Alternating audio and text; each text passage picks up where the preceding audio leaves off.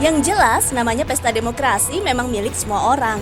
Bukan cuma penjual kaos parpol aja nih yang panen, tapi banyak juga pihak lain yang meraup untung setiap kali pemilihan umum digelar.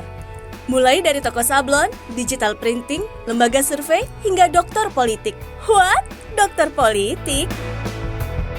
Dokter politik menjanjikan kemenangan bagi calon legislatif dan kepala daerah, asal maharnya cocok.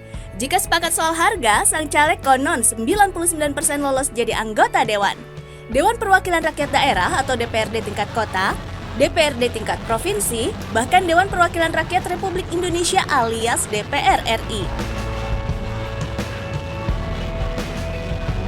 Salah satunya, Rosyadi yang menyebut dirinya sebagai doktor politik. Meski julukannya doktor, tidak ada metode ilmiah, apalagi menggunakan jasa digital marketing yang belakangan lebih populer untuk meningkatkan elektabilitas. Doktor politik hanya menggunakan doa.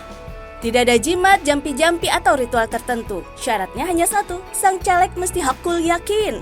Jika ada sedikit saja keraguan yang terucap, maka Rosyadi akan langsung membatalkan kesepakatan. Makin tinggi wewenang, makin tinggi pula mahar yang harus disiapkan.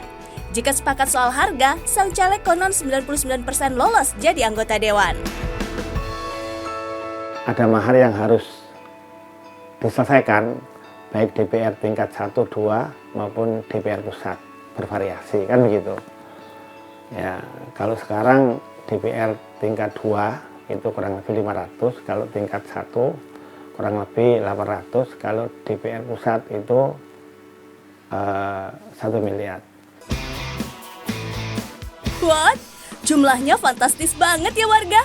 Boleh percaya boleh tidak, yang jelas Rosyadi sudah melakoni pekerjaan sebagai dokter politik sejak 20 tahun silam. Menurut pengakuannya, 10 anggota dewan berhasil diloloskan.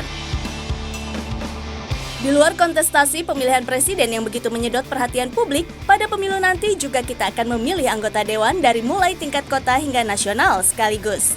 Warga harus tahu, pada pemilu 2024 mendatang, ada lebih dari 9.000 calon anggota legislatif dari 18 partai politik yang siap untuk dipilih. Ini baru jumlah caleg untuk kursi di DPR RI ya warga, belum termasuk caleg tingkat kota atau provinsi. Bayangin nih warga, 9.000 orang memperebutkan hampir 600-an kursi. Segala cara pun ditempuh, termasuk mendatangi dukun politik. Untuk pemilu kali ini, Rosyadi mengaku baru ada 3 orang yang melakukan penjajakan, tapi belum memberi mahar.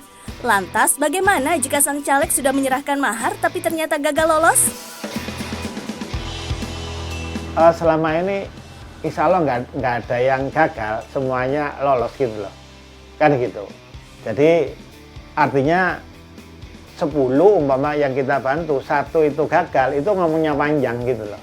Kan gitu, bisa jelek-jelekin kita. Jadi seperti ini kita juga nggak perlu promosi-promosi meyakinkan orang supaya mereka mau datang untuk kita bantu, kan begitu. Selidik punya selidik, Rosyadi rupanya sudah pernah mencalonkan diri jadi caleg DPRD daerah khusus Ibu Kota Jakarta pada pemilu 2004 silam. Ketika itu dirinya mencalonkan diri dari Partai Kebangkitan Bangsa. Hasilnya, Rosyadi hanya menempati nomor urut 11 pada daerah pemilihan Jakarta Timur. Percaya atau tidak, biar warga yang menilai. Yang pasti, warga harus tahu.